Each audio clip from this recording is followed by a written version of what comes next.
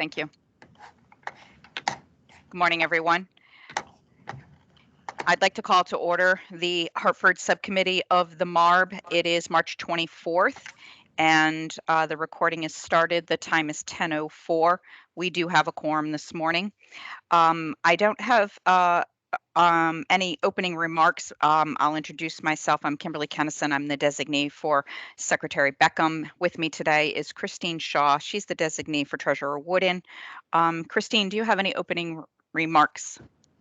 I do not. Thank you, Ms. Kennison. Good morning, all. Good morning. All right, the first item on the agenda today is approval of the minutes of February the 24th. If I could get a motion, please. So moved. Second. Thank you, Mark. Thank you, Christine. Any discussion?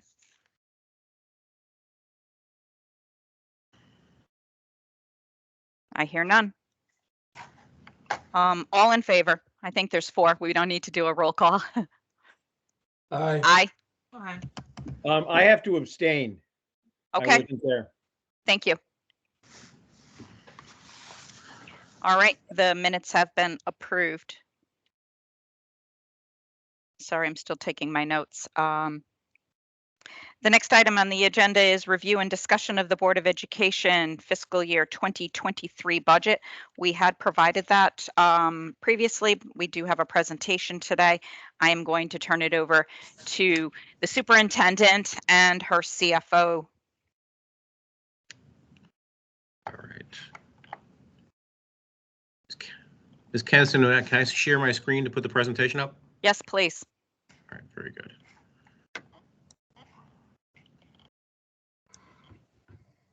Can everyone see that? Yes. Excellent. Perfect. Okay. Dr. Torres Rodriguez, you good? Yeah, Chief Penn, I think I'm going to just use your screen if you don't mind Sure. advancing some of the slides. Absolutely.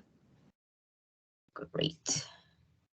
So we are going to run through, if I find you back on my screen again.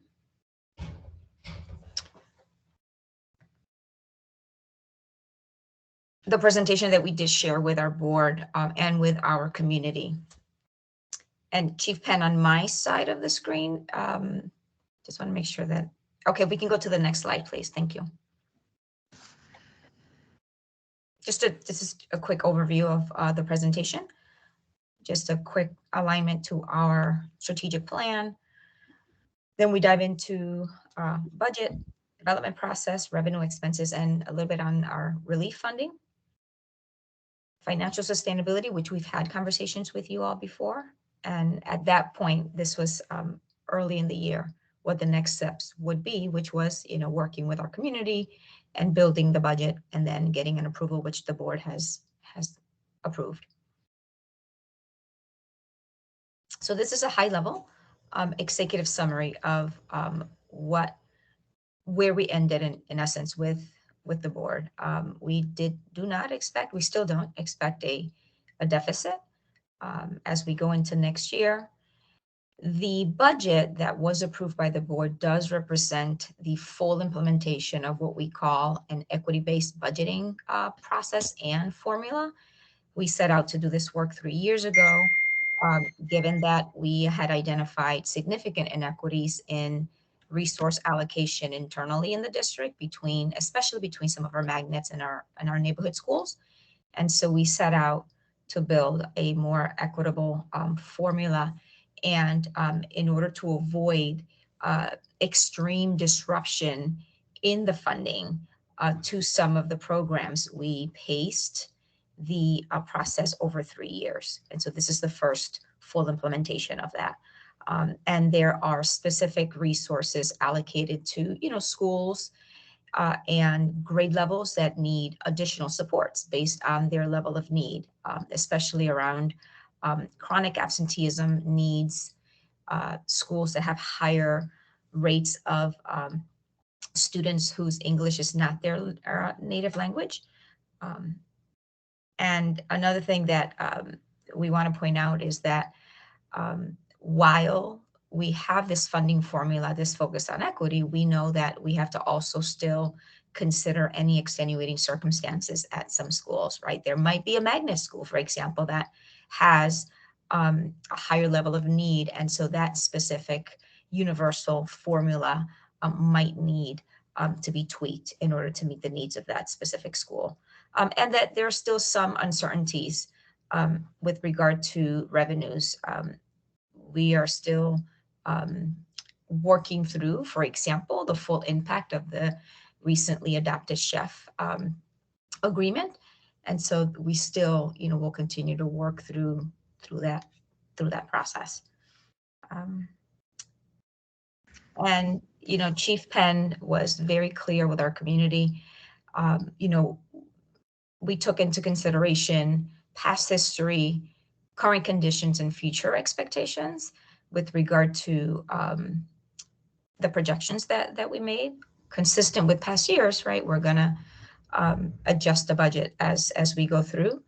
And lastly, many of the new positions that were in the budget to support the social, emotional, behavioral needs of our students, you have some listed there, SDSS, student engagement specialists, family and community support providers, behavior technicians, in-school suspension paraeducators. We did maximize grant funding. One, because it meets the criteria, and two, because the monies were available immediately and we needed to maximize those resources and get those resources to our schools. Knowing that, right, ESSER and ARP funding is limited, we also wanted to be able to infuse the resources given the increased level of need. In terms of the biggest challenges that we have, we in a community like ours have a deeper and wider student need, and that presents ongoing constraints given the unpredictable costs implications. And we also have increased financial pressure with drops in revenue and, of course, enrollment. We did do a 10-year enrollment projection. I believe I spoke about that in one of our other presentations to you all. And those will continue to play out in terms of the financial sustainability for our district. Also, with regard to, this is just a quick view of our commitment.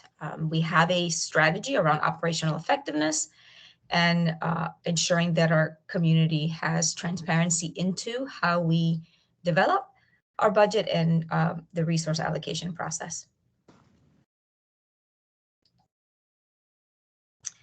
This is a slide that I recycle because it gives an overview of the work that we have done thus far, right? Since, I don't know, the last 4-5 budgets, I've mitigated $117 million, and you can see across the years and the implications on reductions, certainly at the central office, at schools, and we did close and consolidate 20% of our district and offloaded 12 facilities as part of our financial sustainability mitigations.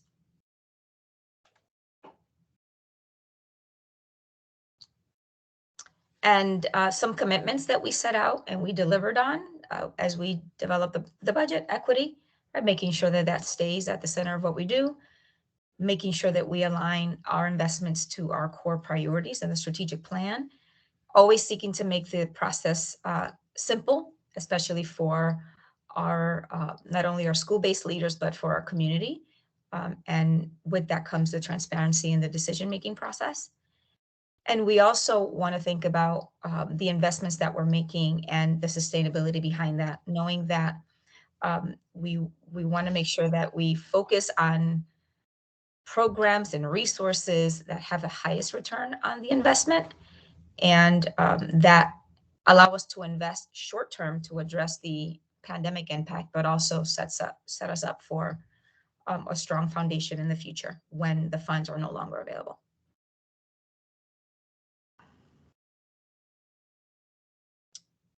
And I think Chief Penn, do I tag you in on this one? Yeah, I think this is me for the next few slides. Thanks, Superintendent. So as the superintendent kind of taken us through what we're trying to do with the budget process for 22-23, that continued transition to the equity funding formula, which we'll take a look at shortly. One of the key things, and I've mentioned this in a past meeting, was the acceleration of the process. We wanted to have our board approve the budget by mid-February, which would then tee up our ability to make hiring decisions more quickly and make offers to candidates coming out of college this year that weren't dependent on us passing a budget. In other words, we wanted to have the ability to not to have to make conditional offers of employment, so that if a candidate receives several, we weren't at a competitive disadvantage to a district that didn't have to put that qualifier on their offer letter. As many of you may know, we're kind of in peak hiring season right now, as a number of college students that are coming out with teaching degrees will try to lock up their positions now prior to graduation. So there's a lot of effort going on internally right now to lock up those candidates as best we can.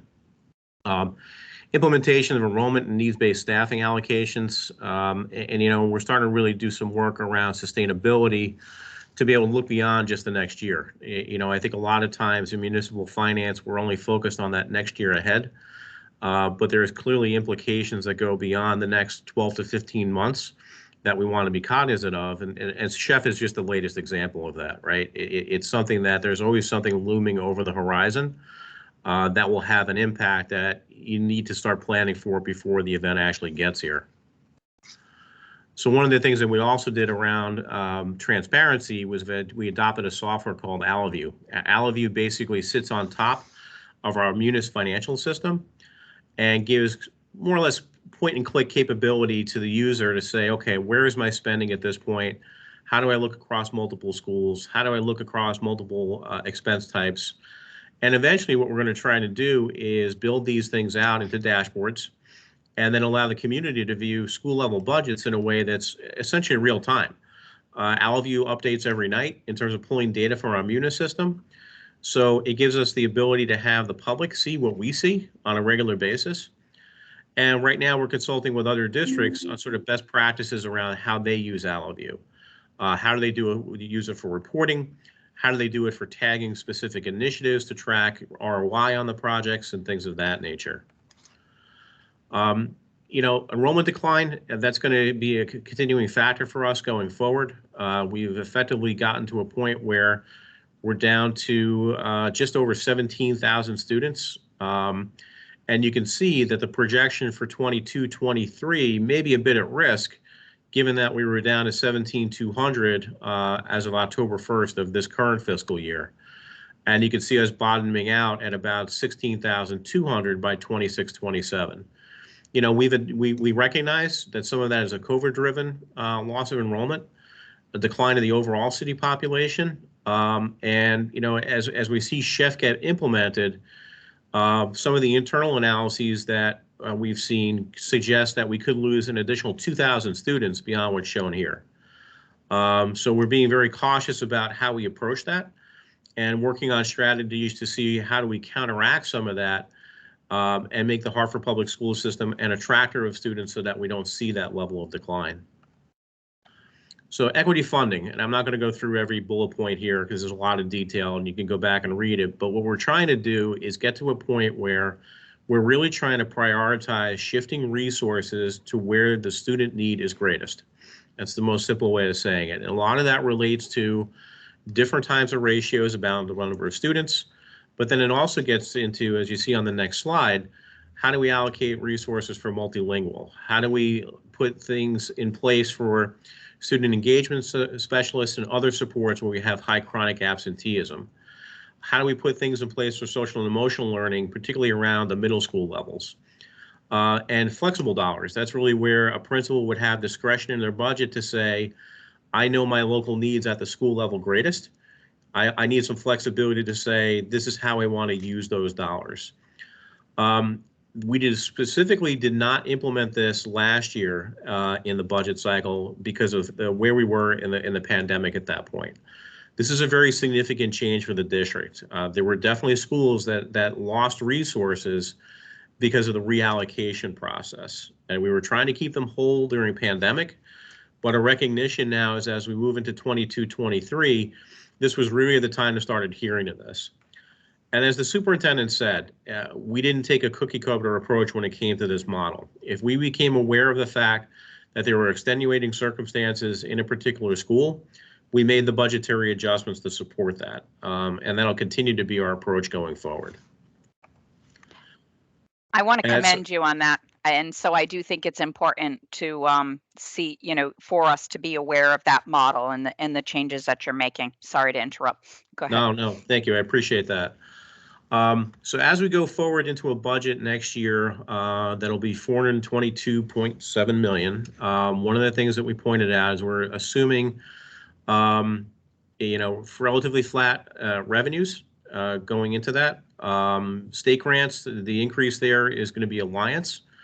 We've looked very conservatively in terms of how we see private grants and tuition billing factoring into that. I will tell you that we don't know a lot about some of these funds as they come in. There is a proposal that will update Alliance, for instance, to the 21-22, the current year enrollment. It has basically been stuck at the 2018-19 level because of the pandemic. That would result in us losing about $1.7 million in revenue. But we were intentionally conservative of other areas in our revenue budgeting to just put a cushion in there for that purpose, basically, knowing that we may see some of the federal title grants get updated in a way that might result in us losing some funds on there as well. Most importantly here, though, we're assuming a flat contribution from the city going into 22-23, so no additional burden being put on city taxpayers as a result of this budget. Okay. So when we look in terms of our budget, and this is kind of important to make this distinction, the adjusted budget for the current year, 21-22, is something in the neighborhood of $433 million. So you're going to ask the question, well, why does that show as 427 and a decrease of almost 10 million? When the budgets are put together, we often don't know the full extent of what our grants are going to look like for the full year. There are also several grants that we compete for on a regular basis that may or may not drop into the school year as we go along. When we looked at the 21-22 year, we picked up a significant level of grants that were not forecasted in the original budget process. So our current year budget, and if you were to go back and look at our monthly submissions to you in terms of like what our budget looks like, you're going to see a much higher number than that, 430 some odd million I just suggested to you. And most importantly, if you look at the very last bullet on the left, we really pulled out the COVID-related funding on this to try to get a clean comparison of what the budget should look like. Obviously, at $45-ish million a year, it's a big swing in how we would look at our COVID relief. And we're sort of maintaining and monitoring and tracking our spending on that almost outside of the normal operating budget, knowing that it's a very large amount of funds, and more importantly, knowing that that's going to go away at some point. And so we don't want to have distortion around how we manage the operating budget from year to year as a result of that. Very smart. So projected enrollment and per pupil spending, and this kind of gets at what the superintendent's point was about equitable doesn't necessarily mean equal. Although enrollment is a big driver of our expenditures, and looking at per pupil spending, as you get a sense from this slide, there's no real consistency necessarily between the makeup of the composition of the students in the school and the dollars that support them. We're really trying to say it's not just enrollment that drives that process. You got to get in underneath that initial layer and peel back the onion a bit and say, okay, how many English learners do I have in that school? How many special ed students do I have in that school? Are there any other extenuating circumstances we need to be aware of in that? What does the chronic absenteeism rate look like? And we make those adjustments, and it's why you see sort of the variation that we have here. And you see it in a bit more in tabular form on the next page here. And this gives you a sense of how many planned FTEs there are, what the personnel piece of the budget is, the non-personnel piece of the budget, and what the total is, and then you get a sense for the per pupil spending. Now, I think there have been a fairly widespread perception that the spending per pupil in the magnet schools was significantly higher than what it was in the neighborhood schools. And by and large, this slide kind of says that that's really not true. And it really says when we get aggressive around and follow the model on shifting resources, you can kind of see the per pupil spending in the neighborhood schools is actually a bit higher.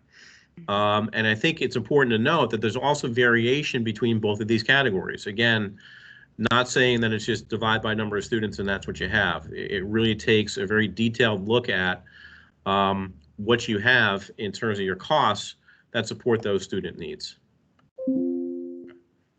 COVID investments.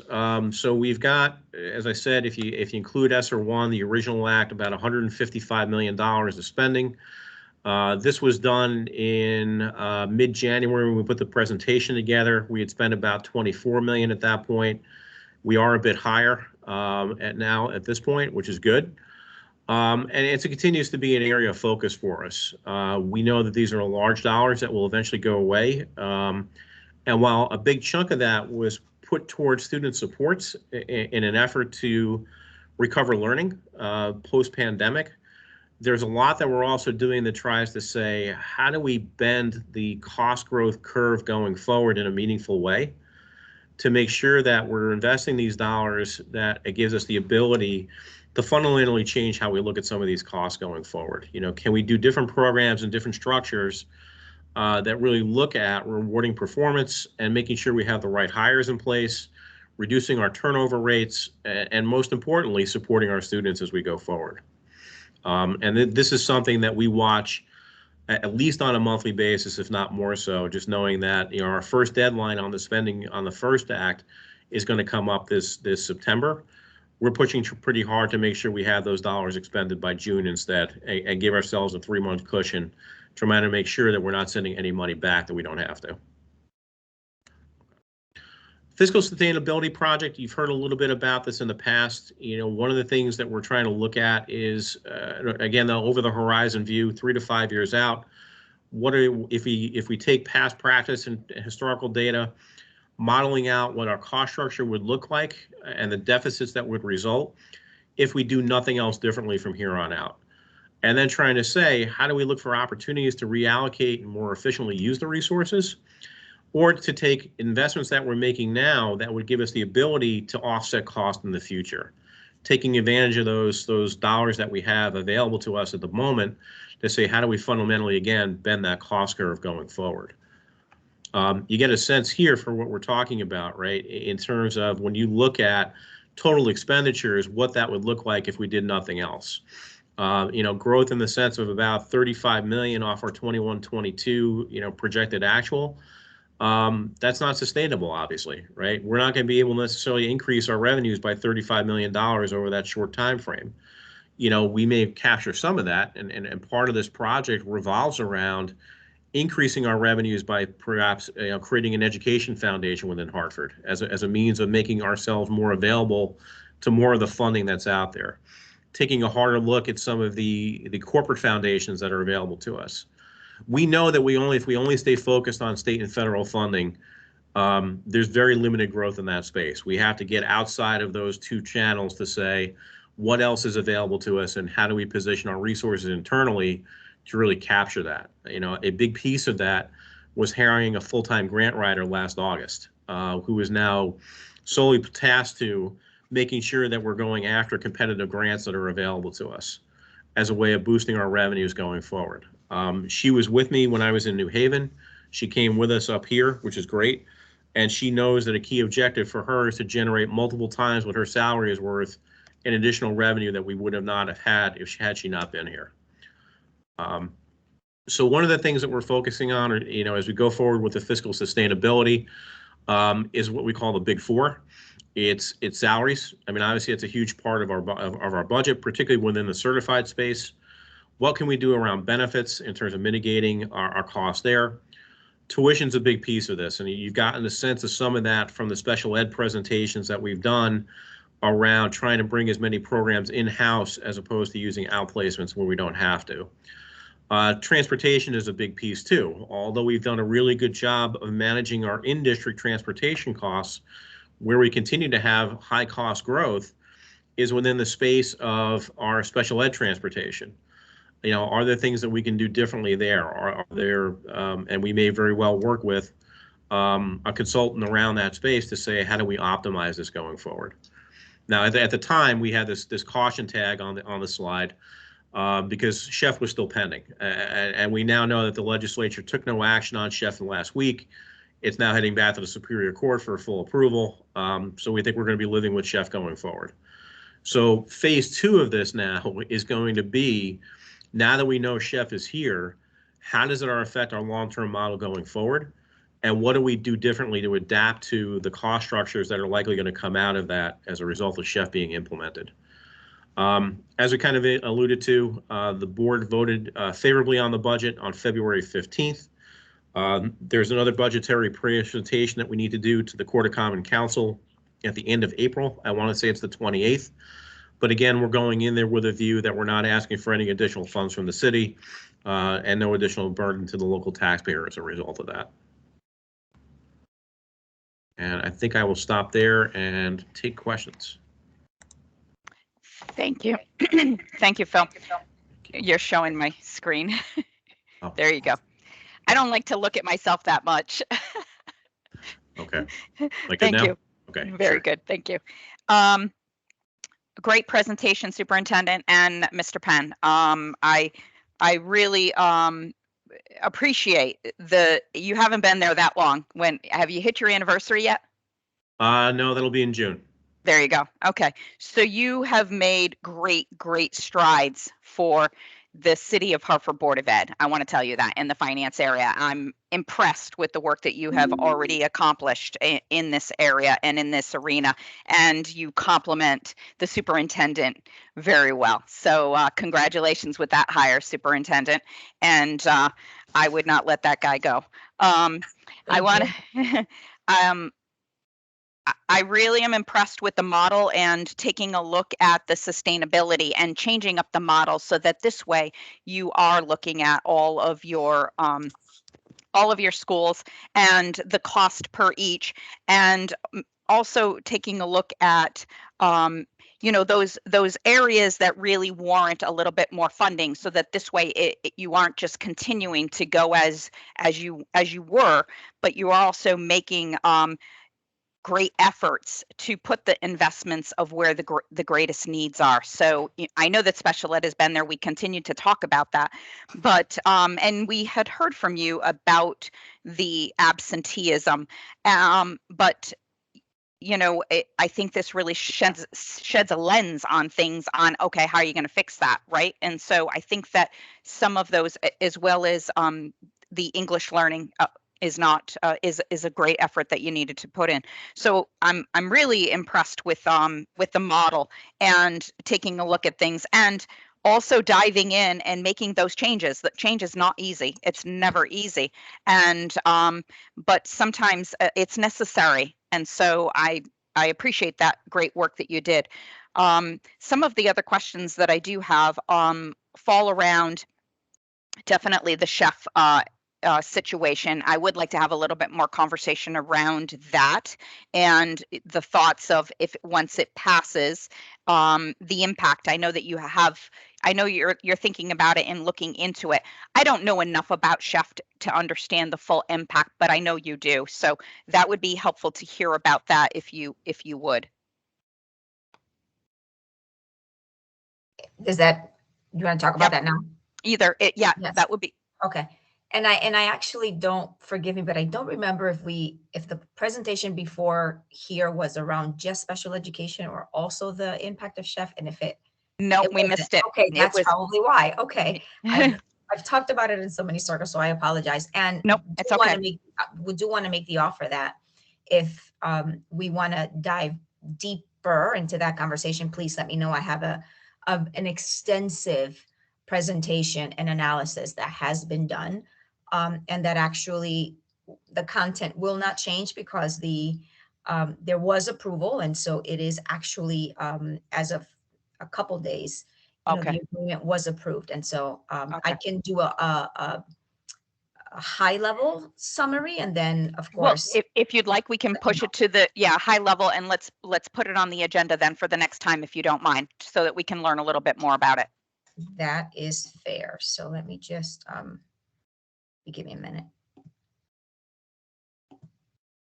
Just to go to some of my notes and get into the larger details.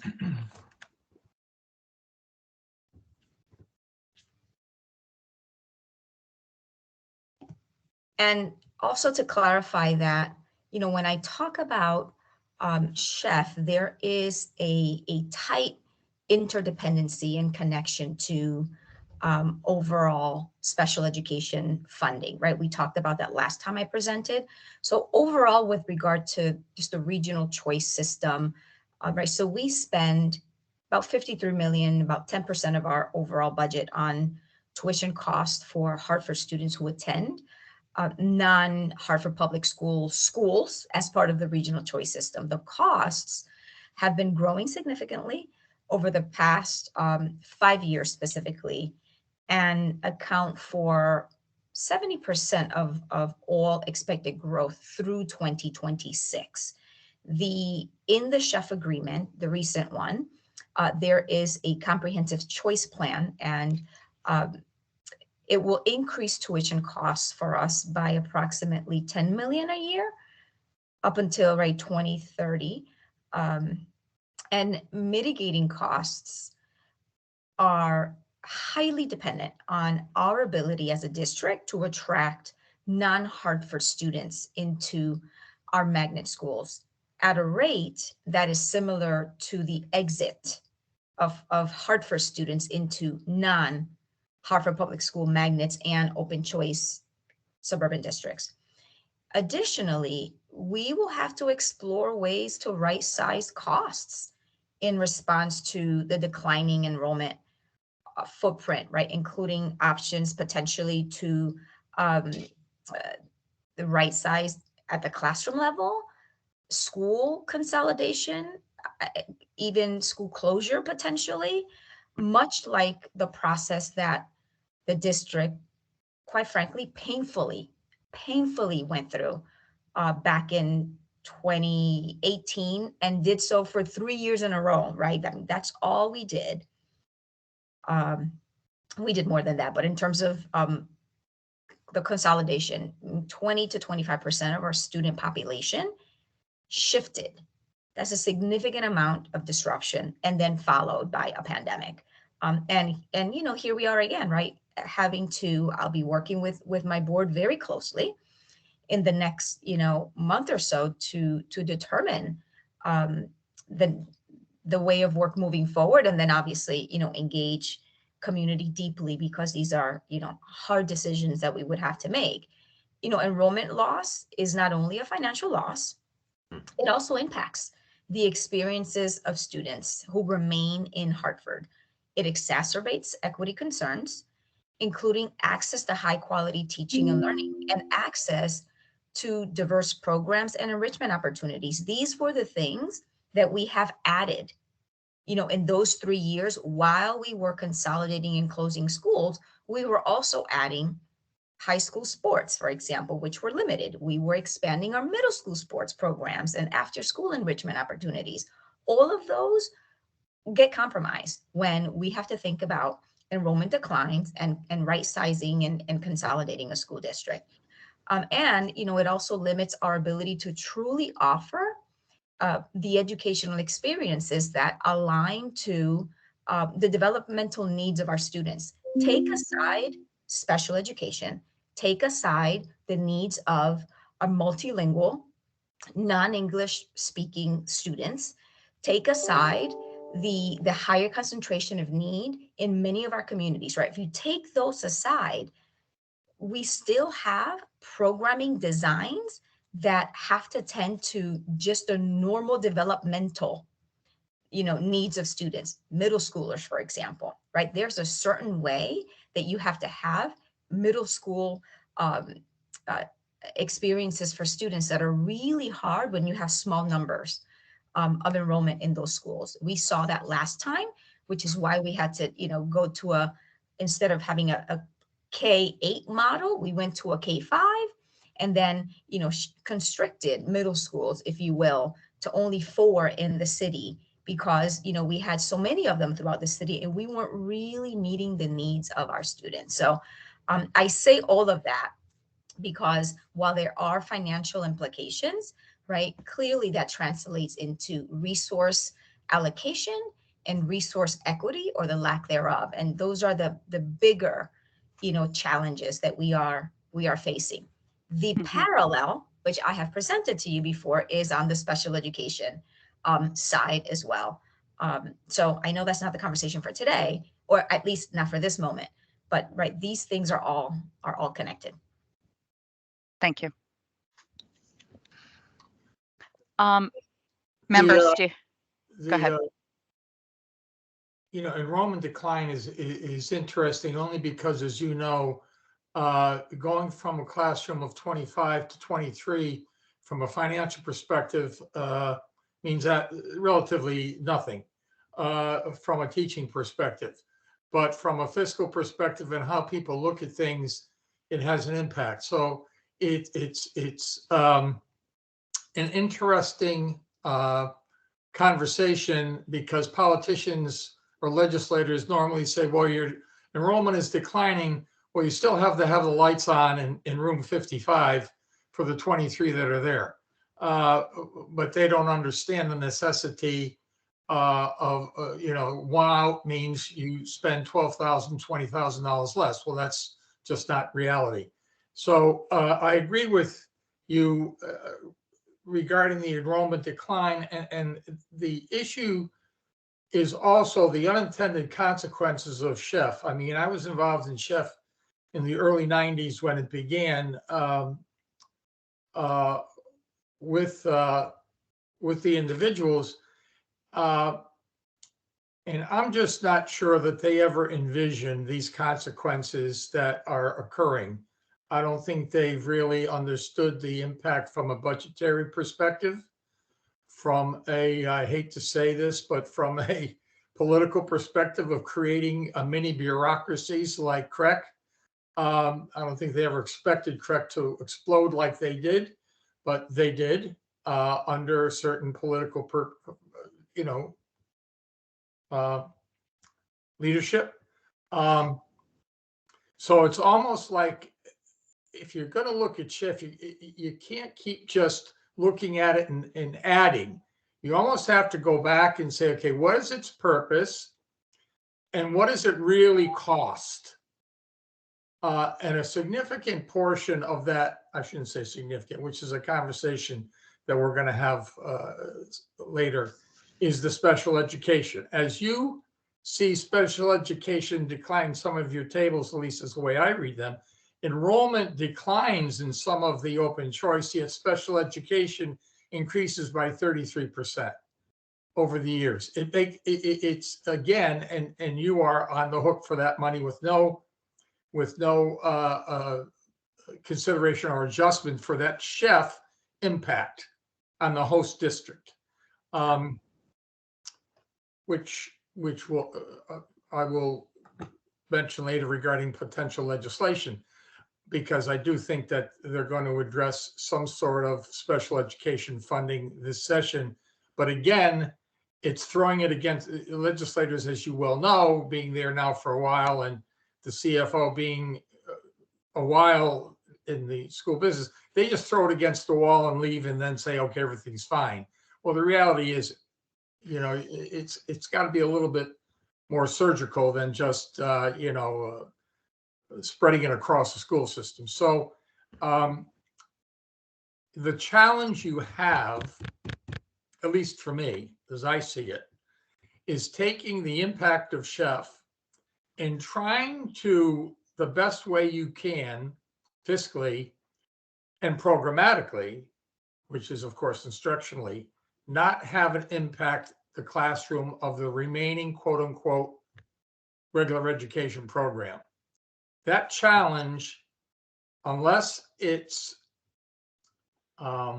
shared, not by only the internal Hartford Public School folks, but can be understood and shared by various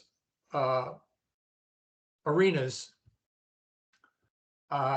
is going to create significant educational gaps, I fear, for the Hartford educational student. At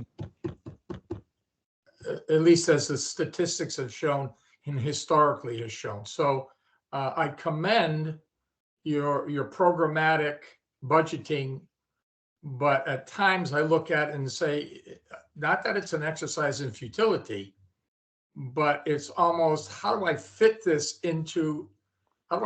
size 10 shoe, a foot, into a size 8 shoe? And it becomes challenging.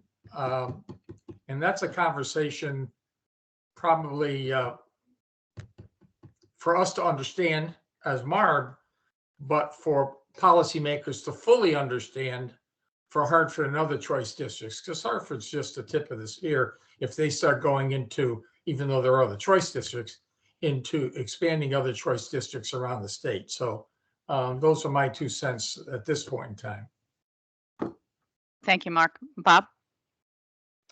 Yeah, not as thoughtful a question as Mark, but from what I've read in the public press, one of the impacts of Chef, as I read it, is that the ECS formula will result in $42 million less to Hartford. Is that, number one, is that accurate? And I don't want to go anywhere how someone could pass that and just sort of say, oh, well. But is that accurate? Is that accurate?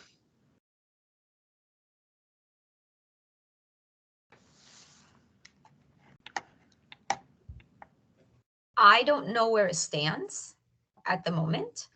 I know that what we're looking at is the loss of anywhere from $10 to $46 million.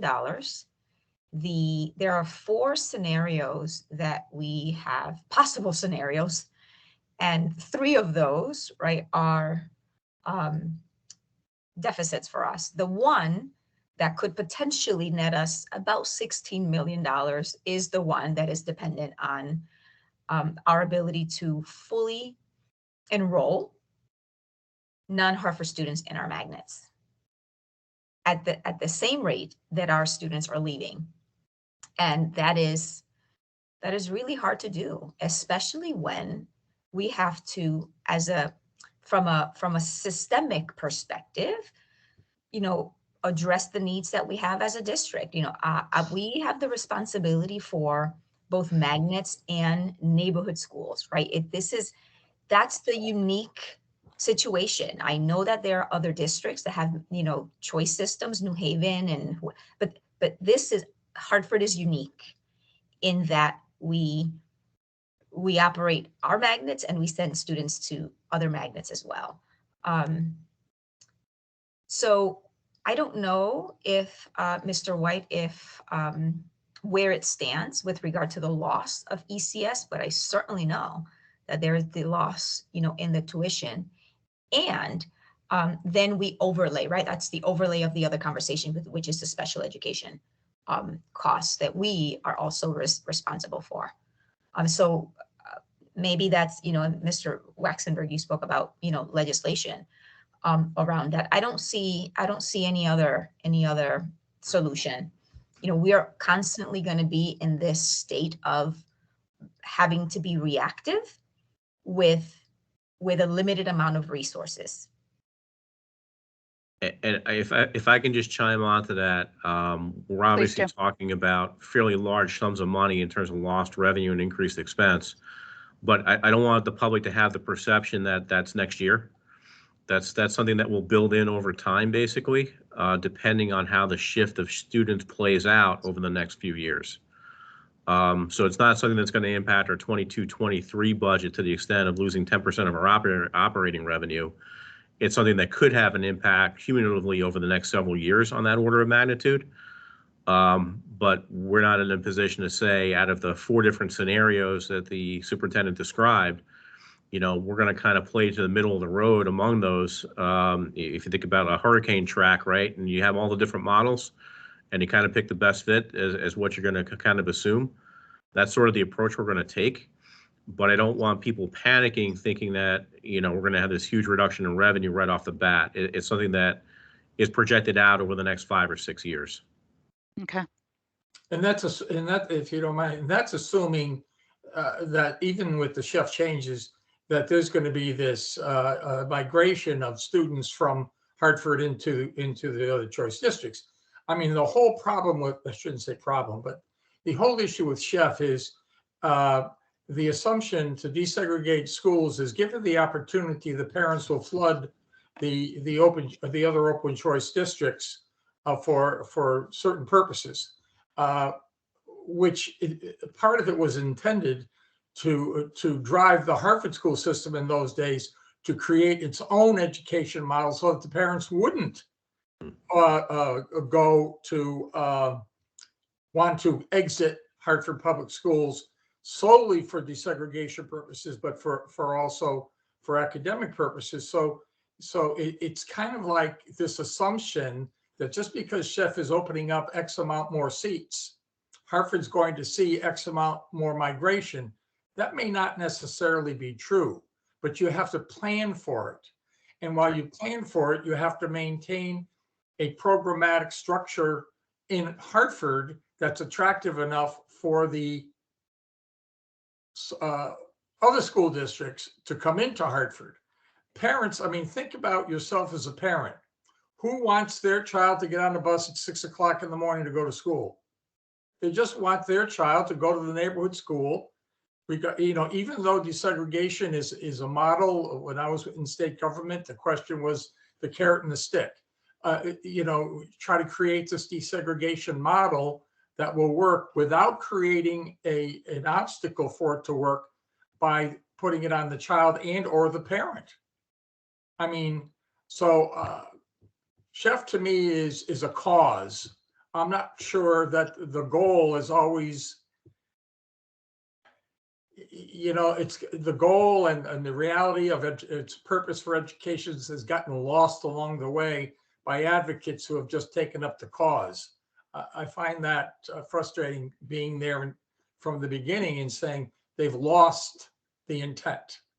They've lost the whole intent and created a model that's becoming exponentially more expensive, that the legislature is saying, we're not paying for this. School districts are now in open competition with each other for these students. Absolutely. So legislatively and through the court system, you now have a process where it's open market competition, whereas 20 years ago was monopolistic competition. That's correct. I mean, it's fine, but you have to think of the unintended consequences of the intent, the educational intent and its financial impact on the districts and on the student, which I think gets lost in translation. But that's a topic for another discussion. I think we need to focus on the fiscal impact that it's having on you all. Thank you. Any other questions?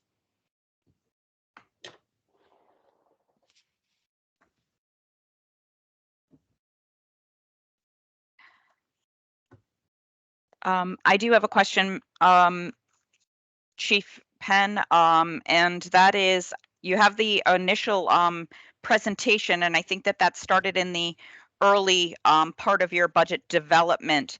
If I look to your PowerPoint presentation on page 17, if I take that and I compare your numbers, the superintendent's budget as it is based on the school, your numbers in the budget are off and out of alignment. And I just wanted to bring that to your attention and ask if the explanation is timing.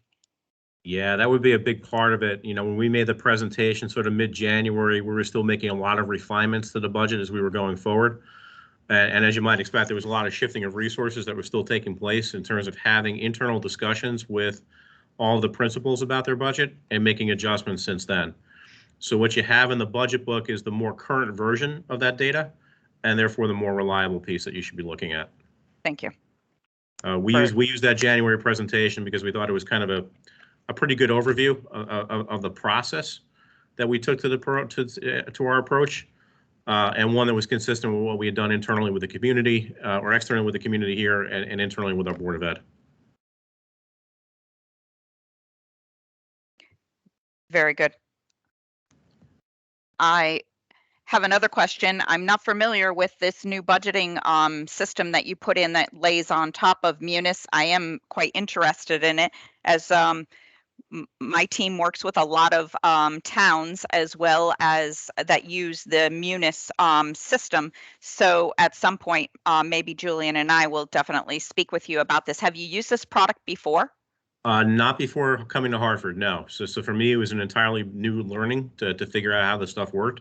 Right. I would still consider myself somewhat of a novice. I'm much more of a Munis person than I am an Alview person. Sure.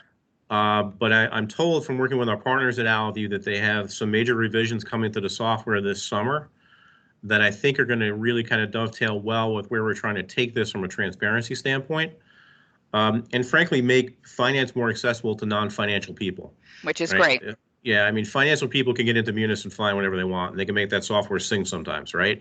Right. But for the folks that didn't grow up in the software, what's the point and click that says, where is my spending now? What does my budget look like? What are my staff positions? Where are my vacancies? And it's kind of neat having that all in one place. Yeah. And I will say it is pretty slick in the sense that it pulls data overnight into the Alview system, so it's a lifetime view of what you're seeing. Yeah, it for a dashboard, I think it looks good. So I would definitely be interested in learning more about that, and success on implementing that new system in such a short time to get your budget done. Yeah, Can I also add that it's part of a larger strategy and commitment to our community. We have a suite of dashboards that we're actually unveiling in collaboration with the Board of Education, right, around our key student outcomes, attendance, graduation, and this one piece around resource allocation that is connected to our focus on equity is something that a theme that all of our stakeholders, from our teachers to our PTOs, to our board, to our community partners reference, and our parents reference, was missing. After a budget is approved, what exactly is right, the progress toward the investment connected to our priorities. So there is the next step of this is the public facing. Currently, the principals and of course at a central office, we did leverage this tool for the budget development process. But the next step is to have a community facing dashboard for anyone in the community to be able to take a glance. Very good.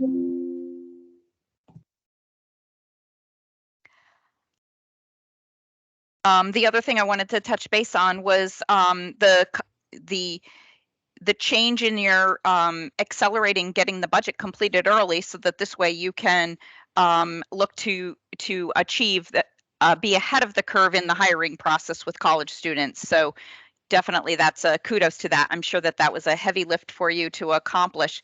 I don't know if you saw a clip last night on the news about Tennessee, who built a program in-house where they're taking non-educated folks. Actually, they highlighted a janitor, and the janitor loves these kids at a middle school who went into an in-school program. The school actually built it to help get him educated, and it was part of like an internship, learning on the job, knowing that if they made that commitment over 3 years to get his degree, he would be hired. And it's a win-win commitment. He gets a stipend during that time. And then these kids already know him from being a janitor, and they absolutely loved him. And he will graduate this May, and he will become a teacher in that school. And so the school worked very closely with, of course, a college system as well as an in-house, very, very similar to, a different type of learning environment for those that aren't just sit there and get into the books. Instead of it's the hands-on learning environment. And that helped bridge him to now he'll have a good future for himself. So it really was a great story. It's a good share. Thank you. Thank you for sharing that. And we are actually looking at not only best practices, but also thinking about how do we expand our efforts to grow our own, right? We're heavily focused on, for example, our paraeducators, knowing that we have such a solid pipeline there, and the fact that we have, temporary relief funding, and how can we leverage that, right, for, added features, right in our backyard.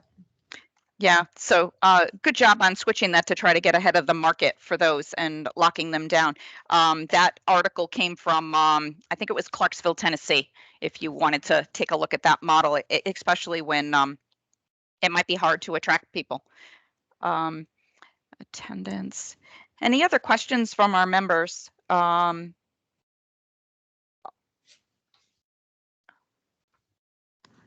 Your grant writer, do you also have a grant administrator or somebody who is assisting you with the COVID funding? I probably have asked you this before, but I ask it every time. So I've got a whole team that oversees both the budgetary process and all of our grants. I mean, 145 million-ish in grants, not even including COVID. There's a lot to oversee. Sure. We've restructured internally a little bit so that I've got one person who kind of owns all the COVID grants. Okay. Just to make sure there's a consistency to approach across all of them, and somebody who's clearly familiar with both the spending requirements and the reporting requirements that go along with that. Fabulous. Thank you. Great news.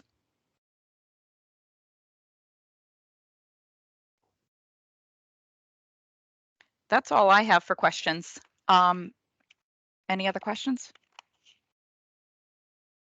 Just a comment. I just want to commend the superintendent and Phil for this analysis. It really does clarify, I think, a number of areas that we had sought some insights on over the last year and a half. And so this is very thoughtful, and I'm going to continue to study it, because one of the enduring questions I have relates to some of the observations that were made about the fixed costs that exist in the system, and how you can kind of get at the variable costs where there's an opportunity, and really just trying to tease those opportunities out. I think we'll continue to appreciate insights into that work.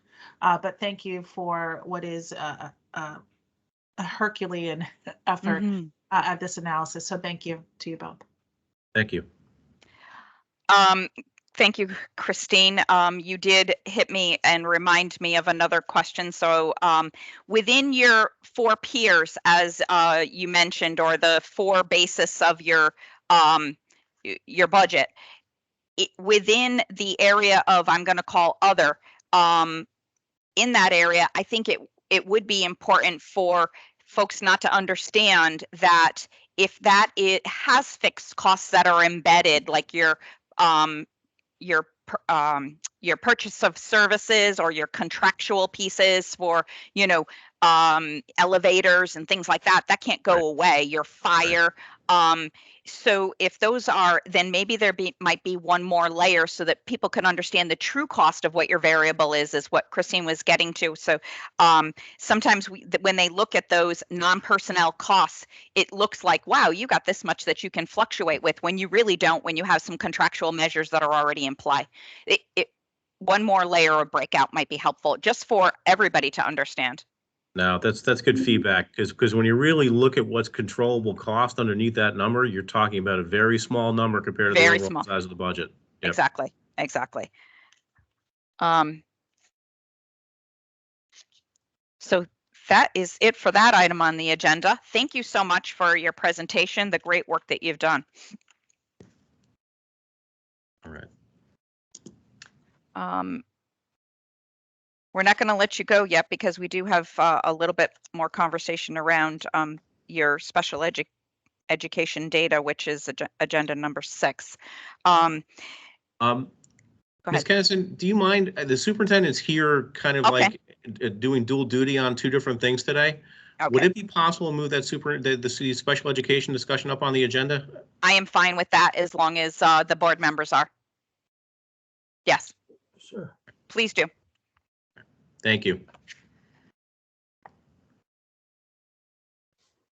Thank you. Do I want to, Chief Penn, are you on deck for, who's going to ask the questions? You're going to refresh our memory with the questions for? Right.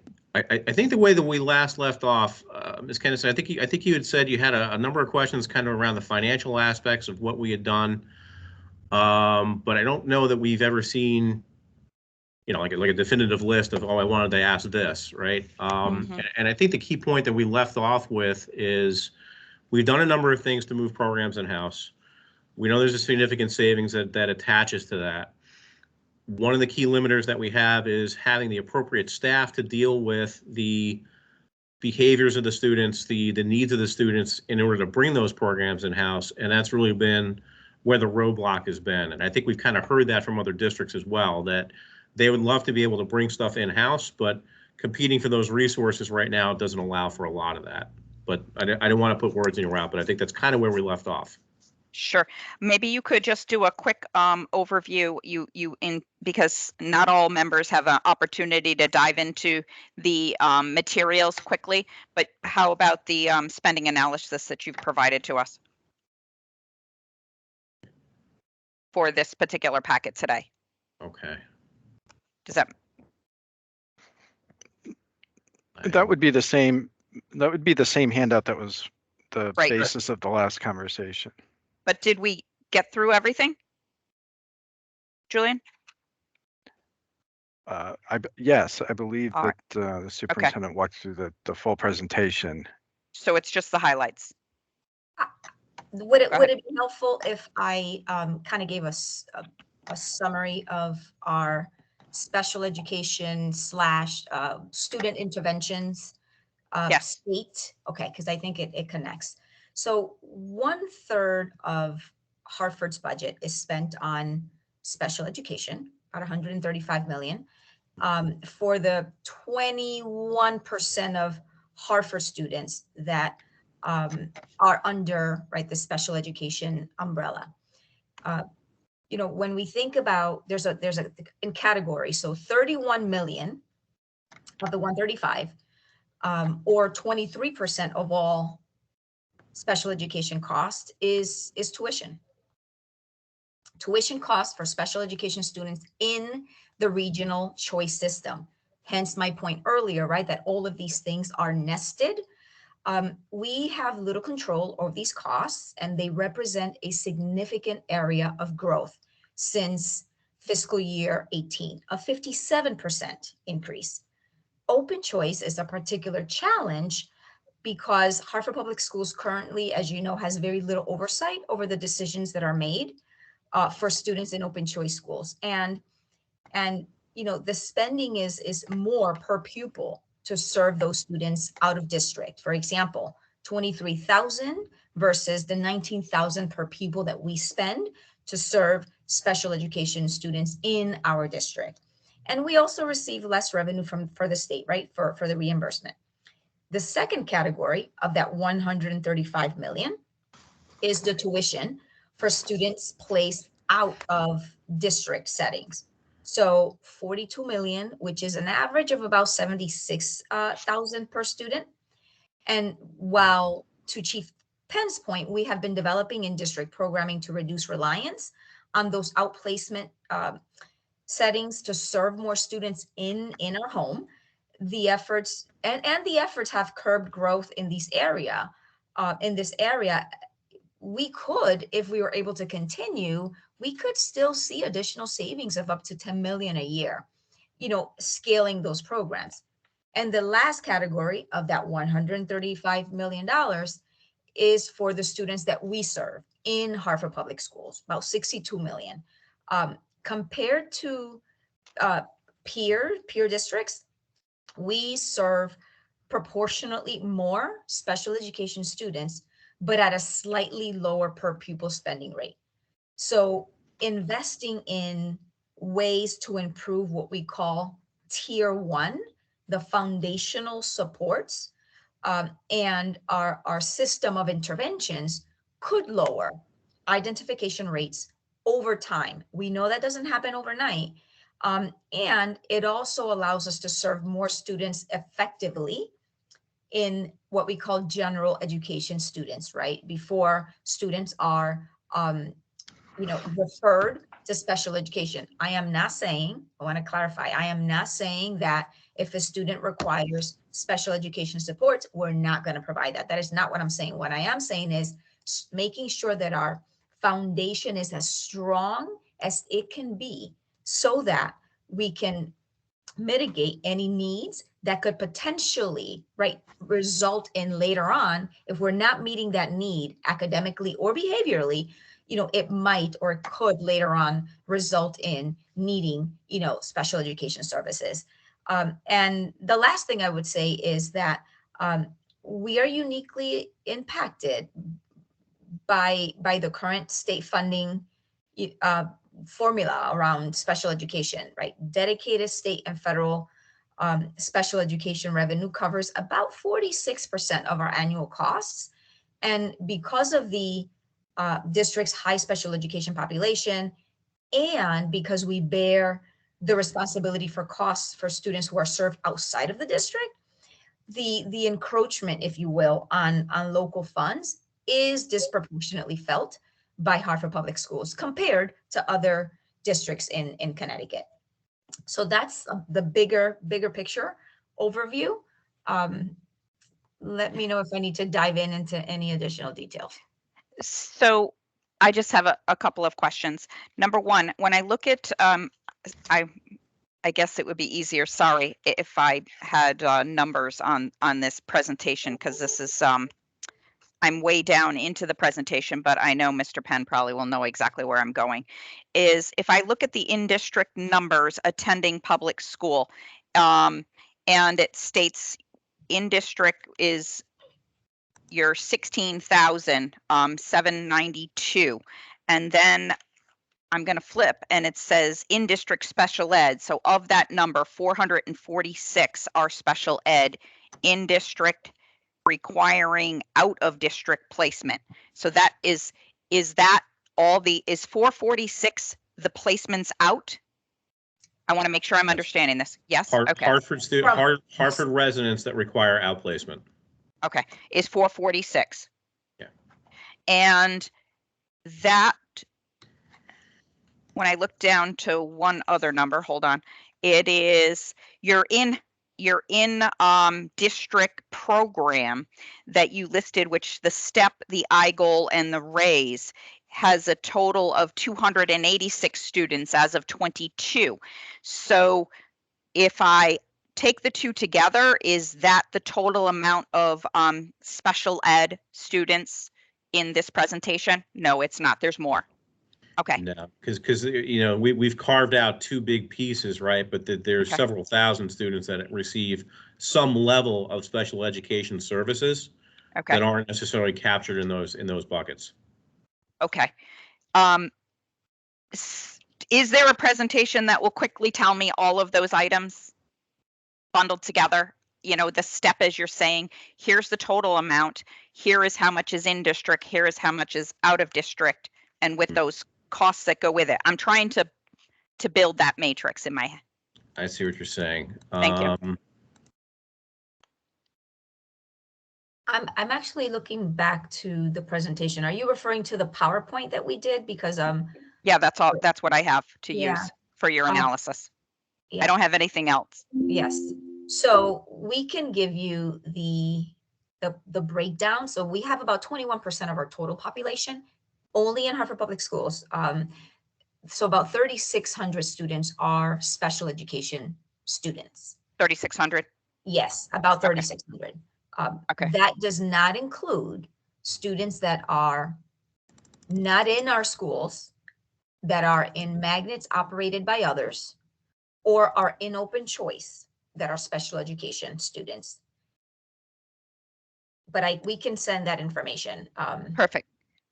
So that we can get a sense of the entire universe. Thank you. That's what I'm looking for. That's exactly what I'm looking for. Okay. Yeah, and I think it may just be a question of restructuring some of the data that's already in the appendix that went with the I presentation. think so. I'm just flipping a lot, and I think you could do a one quick dashboard that will get me there on all of it. Okay. Okay, thank you. Chief Ken, we can start from slide 8 because I think that's a good start for us to get what she's asking for. I understand the request. Okay.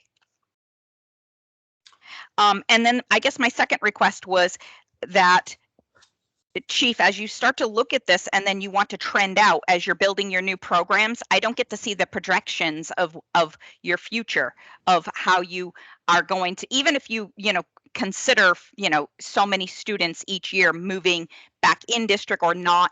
I know it's all new is what you're attracting and what you're going after, but as you look out in your own projections, you've got to at least have some thought process about how you would come to the numbers financially. Right. Oh, yeah, no, and Yeah. I think you kind of get a sense for that on slide 17 of the presentation we had shared, right? Of what we think the ultimate additional work that we can do internally and Sure. what we would save by doing so. Right. So much of that is dependent on the hiring process, though, as you might imagine. Yes. So I did not bake anything into our forward projection for next year. Okay.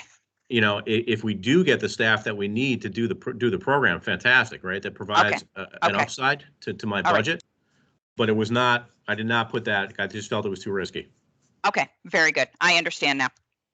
Can I just give you a little context? So we currently have 57 vacancies that would be needed to serve students in our current special education classrooms and in our iGoal Rise programs.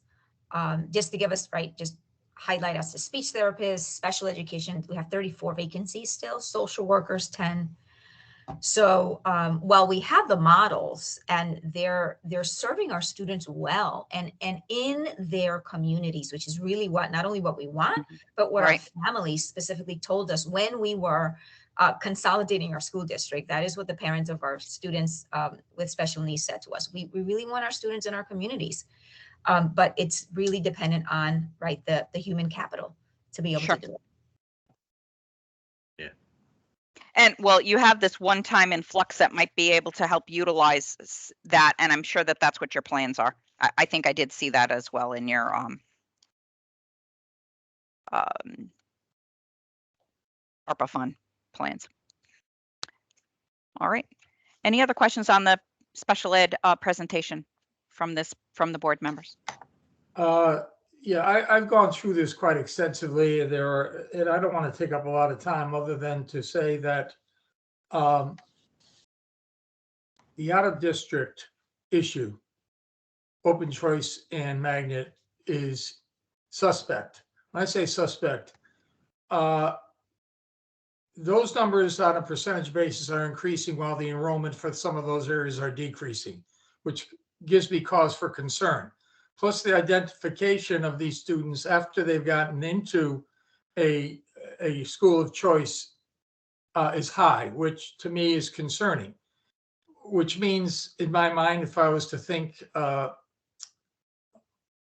in a negative way, that any child that's disruptive is being PPT'd for ED purposes, ADHD purposes, etc., where they could be just need support services for academic reasons. They're being identified and going into the column for cost, for lack of a better term. I don't want to delve too far into it other than to say that there are 4 pieces that I'd like to have on the record that I don't know, Madam Chair, I shouldn't say how we proceed, but just to say and have the superintendent digest them for possible concurrence or modification. The first one is, at present, they don't have any input into anything that's happening at the school of choice in the receiving district or magnet, which I find troublesome. So the first thing legislatively would be that the sending district has the right to attend or send a representative to the PPT of the choice district. The costs of that will be borne by a grant system developed by the state of Connecticut, which would have to be fleshed out through OPM. The IEPs that are developed will have a cost analysis associated with each IEP. In other words, when you do an IEP, you're talking about programmatic needs and support service needs and all kinds of needs associated. Well, it would be somewhat easy within the technological sphere to create a system where at the time of the PPT, there's an allocation of costs associated with every intervention. My fear is that what's happening is that some districts, and I don't want to cast aspersions on the receiving district or the charter school or the magnet, is they're saying, okay, I have a pull-out program for 5 days a week for 1 hour for X. And I'm going to charge Hartford for that instructional purpose as that teacher's salary at X, which could be more than, teachers making, let's say, 100 grand and all this. So it should be like $8,000. They're coming up with a figure. So at the point of the PPT, there should be, and I don't know if this, at least for choice school districts, if internally they want to do it on their own, students, that's their business, there should be an estimated of cost for servicing that child. Has nothing to do with least restrictive environment. It's just a projected cost that are to be modified and looked at once the child is PPT for services and support costs and instructional costs that the sending district is aware of ahead of time. Now, it could deviate depending upon when you re-PPT a child, things change, and then you change it accordingly. It's not that difficult to do, but again, it's an accountability for costs for at least the open choice district. The third thing would be a funding model that basically right now Connecticut is at 4.5 times. It used to be 5. We always advocated it for a lot lower, but it's 4.5 times before per pupil expenditure of the district before they get the money for excess cost sharing. Well, to explore the idea that whether it's I don't want to limit it to a chef district, but within chef or open choice, that should go to a 2-to-1 or 1-to-1. In other words, the burden of the special education costs for an open choice student, you're paying tuition plus special education costs. Well, for accountability, and you'd have to cost this out. It'd be multi-millions of dollars, and then you'd go up from anything above the normal per pupil costs. You could say, oh, we can't afford this. It would be 2 times the cost. And this would be just for open choice students. Just for open choice students, not for, if Hartford has an in-house student, the 4.5 stays at 4.5. But if you have a student that's a Hartford student going to Avon and that cost is X, that student or Hartford gets a reimbursement rate of 1-to-1 for excess cost sharing for those special education students.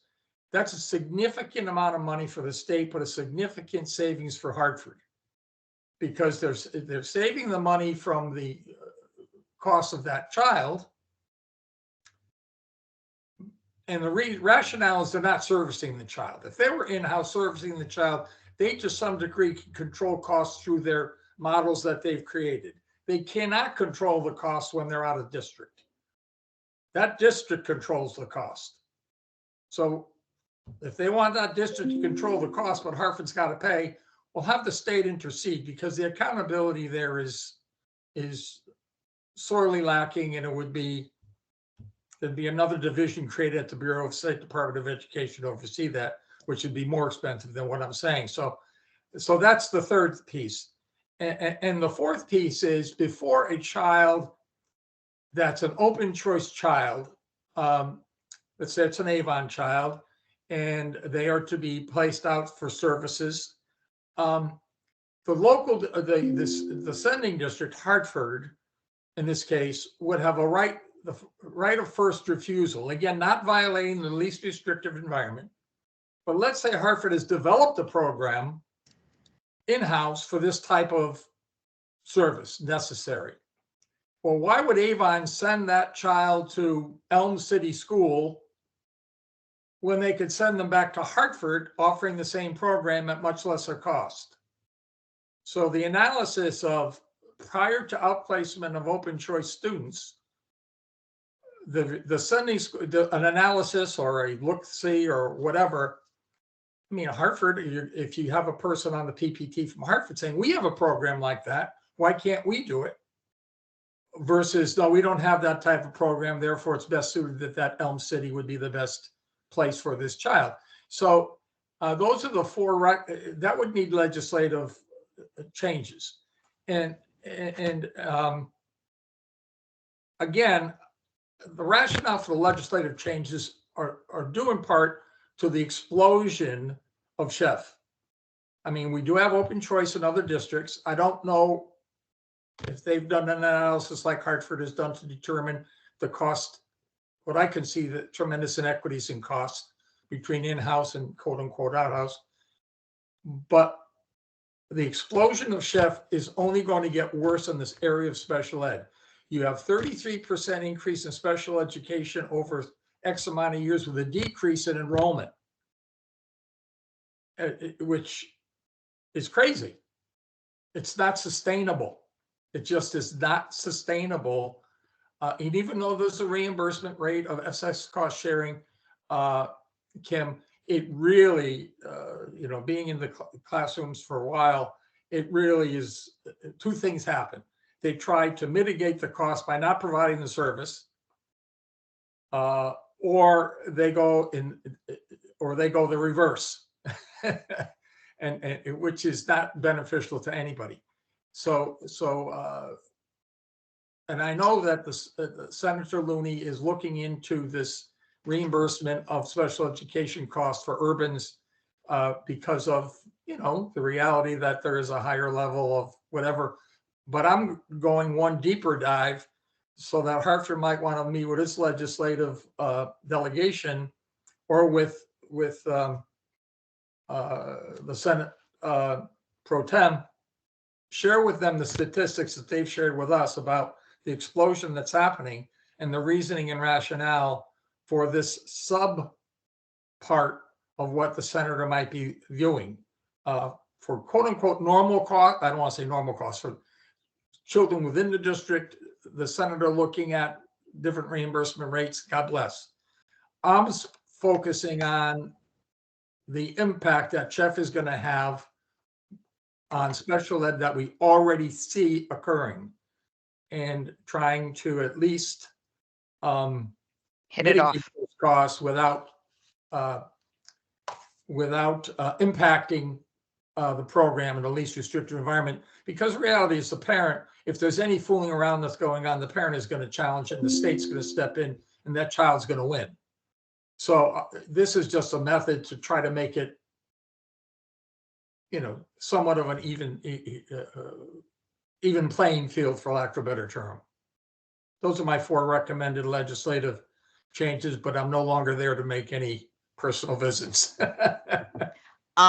Mr. Waxenberg, can you provide, or Superintendent, are you aware of these legislative changes that Mr.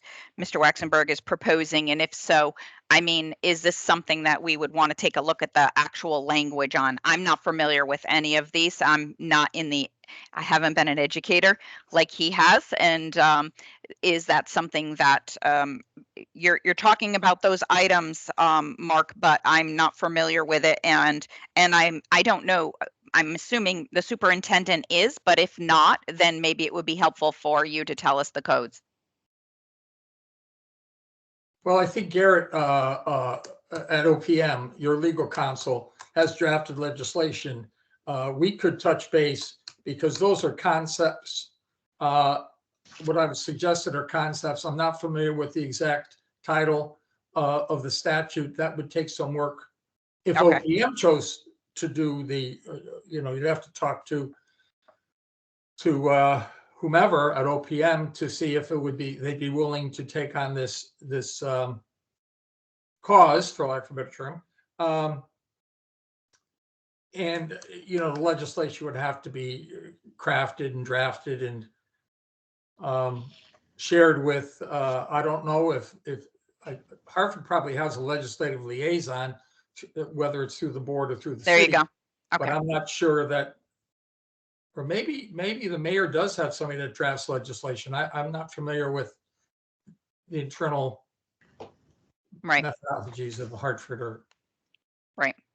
Well, you definitely go ahead. I'm just curious, along those lines, is there a frequency or a schedule of legislative overview of some of these issues related to the financial implications of Chef? This is. Not Are you, that are you, are you saying that with a straight face? I mean, historically, there has been, just, not take up a lot of time. Historically, there's always been a big room with a lot of people doing that, but the legislators saying, we've got so much money in our bucket, this is what you got, and that's it. So they create the policy, but don't follow it with the dollars, is usually what happens. Right. But I think, yes, there has been discussions about the impact. And you would know, given your years of experience at the Capital Mark, but there are occasions where there will be subject matter hearings on a Right. recurrent basis, and I Right. wasn't sure if this would be one of them that would be regularly reviewed by at least the Education Committee and Appropriations, but. Can I I just know- say that in the last 5 years that I've been superintendent, never have I been invited to any conversation to speak about the impact that Chef is having on our financial sustainability in Hartford. So whatever opportunity I get to share the impact, I do. This has been the first time that we in Hartford have taken, we've taken a dive before, but this is the first time that we have done such an extensive dive, given the 10-year potential impact of the latest agreement. Mm-hmm. All right, I think it's some homework for us to talk about. I can tell you, Superintendent, this is my first year where I've attempted to make some legislative changes in my 3 years here.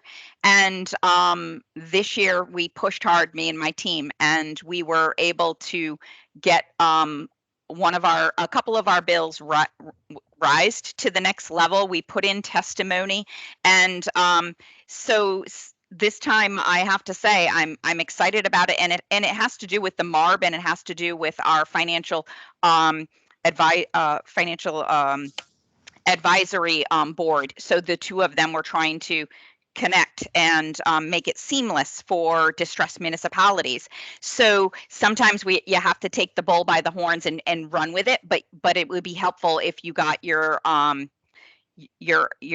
legislature involved, your reps involved that would want to carry this forward for you, because it would happen a lot quicker. They get to speak before we do and before the public.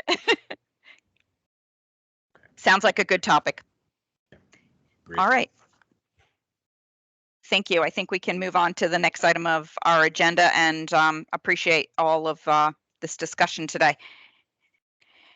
The next Sorry item to will interrupt you. I just want to make sure Sure. that if I'm all set to head out to my next. yes, Okay. yes. Thank you, everyone. Thank you very much. you. Thank you very much. We're on to the budget mitigation measures. Jen, I know that it's a quick highlight. I did look through the materials, and I know you don't probably have that much to report out on. Same old, same old. Yeah, I don't. Good afternoon, Ms. Kenna, or good morning, I guess, Ms. Kennison and members of the MARB. Really high level, just a couple things I wanted to point out on this month's report. As you noted, there's not a lot of activity this month, but the tax collection efforts, I just wanted to update that.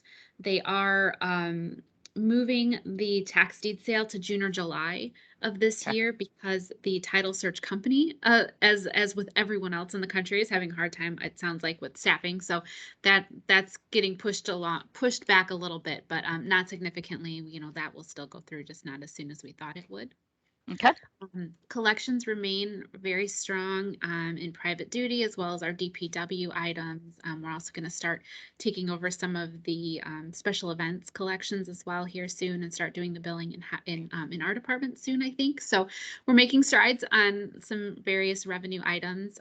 You can see from our collections report that the over 120 days continues to go down the percentage. So we're excited to see that continues to move in the right direction.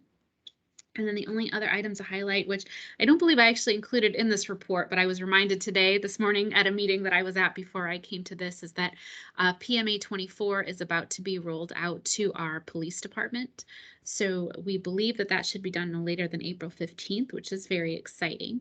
We will get to fire soon, but we decided to go ahead and move police forward first. And then we're also going to roll it out to everyone in the city. We were focusing on the larger departments with the higher number of claims, that we're going to roll that out to the whole city here soon as well.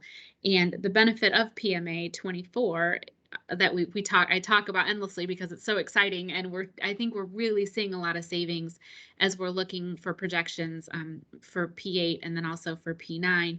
It looks like we are seeing significant amount of savings in the workers' comp realm. So well, it's really hard to say that it's all related to PMA 24, if it's related to, to the efforts of our risk director, or, kind of what exactly it's equating to. I can't point to one thing specifically, but we're definitely seeing a downward trend in our expenditures in workers' comp. So those were the high level items I wanted to point out in that report. Great. Is there an opportunity to also work with the Board of Ed on this too? Program? Absolutely. Yep. Yeah. I don't know if the workman comp actually has an impact on it or not, on you in the Board of Ed. Phil and I should talk. Sure. Chief Penn, I'll reach out. We'll have a meeting. We'll see how we can work together. Yeah, I definitely think it's something that, but if they're interested in it, we can absolutely work together to get that rolled out. So. Perfect. Especially when he needs staffing. Hopefully they're not out on workman comp. All right. Reevaluation we're going to talk about that today. Yep. Up next, we've got John Phillip is here, our city assessor, who's been with us forever, and we're so grateful for all of his hard work and his team's work over the past, what feels like forever, on the revaluation. So I'm going to turn it over to him because he is the expert. Thank you. Yeah. Good morning, everybody. Good morning. This is my third revaluation year, and this one definitely took the most out of me. So you have our spreadsheet where we track year-to-year changes. This one was a classic shift from commercial property and business personal property to residential property. It's not the magnitude of the shift that has, caused the city to develop a law with the legislature that allows us to assess residential property different from the way we assess everything else. But nonetheless, it's a significant shift. Overall, residential assessments went up 41.5%. The list went up in its entirety, including motor vehicles, by 15.5%. And that difference is going to land on the homeowners. Not all of it. Hopefully we'll be able to reduce the mill rate for the first time in many years. But there is a significant shift built in here. There were some surprises to me. One surprise was I expected commercial property to drop more than the close to 5% that it dropped. I think the reason for that is that commercial property is very varied, and that not all of it dropped. And we have warehouse property classified as commercial property, and those values actually went up. They went up nationally. So did industrial property.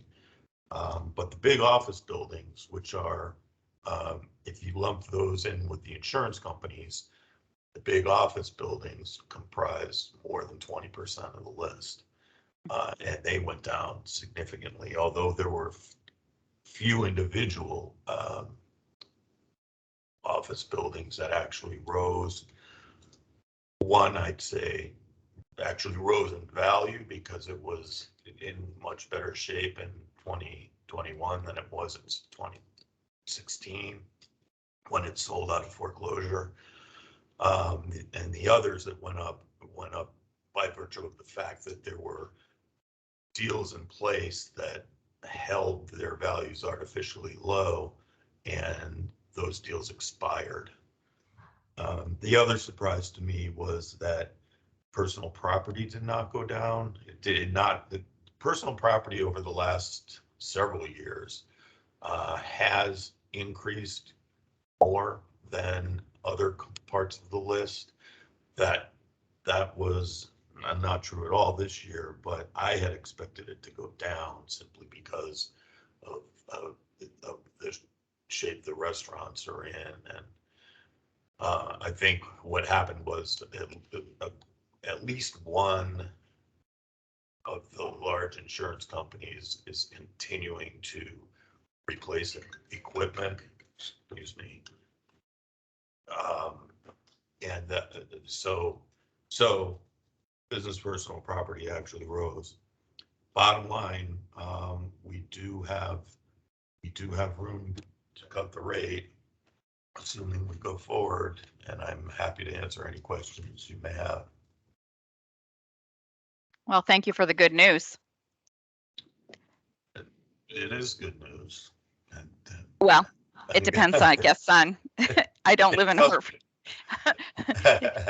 The mill rate going down, I guess, will be a good news as well. Any question for the members, from the members? I don't have any specific questions.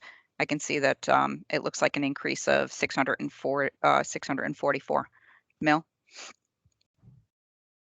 is the change. in assessed value, yep. Yes, in assessed value, yep.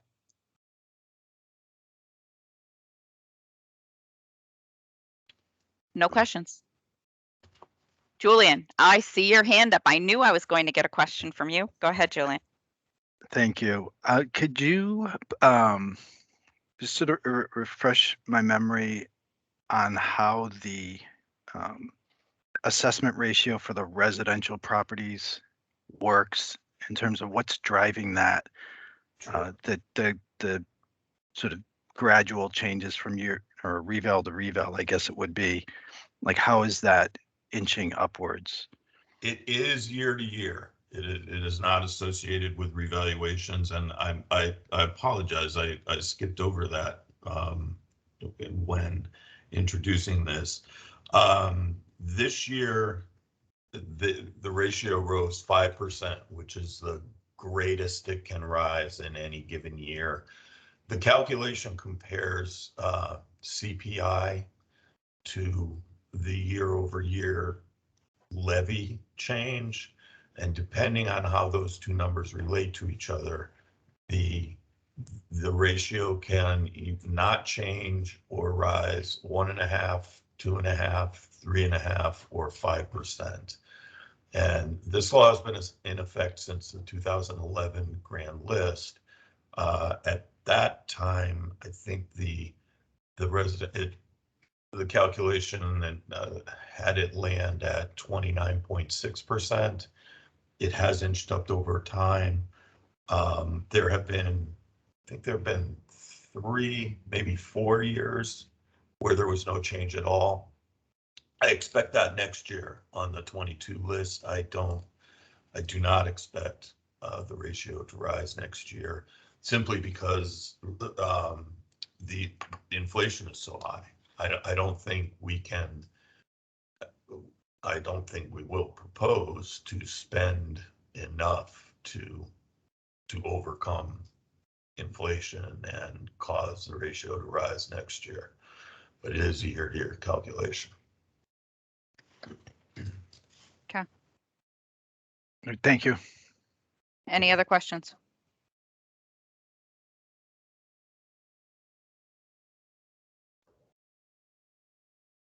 All right, I hear none.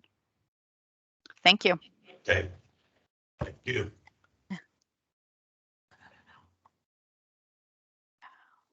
I think that is about the last items on the agenda for today. Well, we have a couple other under other business. Is it an update on the other business? I think I saw one of the items included in our, oh, the vacancy was included for the committee as requested. I don't know if Those it was were for the responses. subcommittee. Yeah, Right. sorry. Those were two questions that were asked at one of the last MARB meetings, and Okay. the CFO had indicated she would provide the information as follow-up. So those weren't necessarily Okay. For discussion.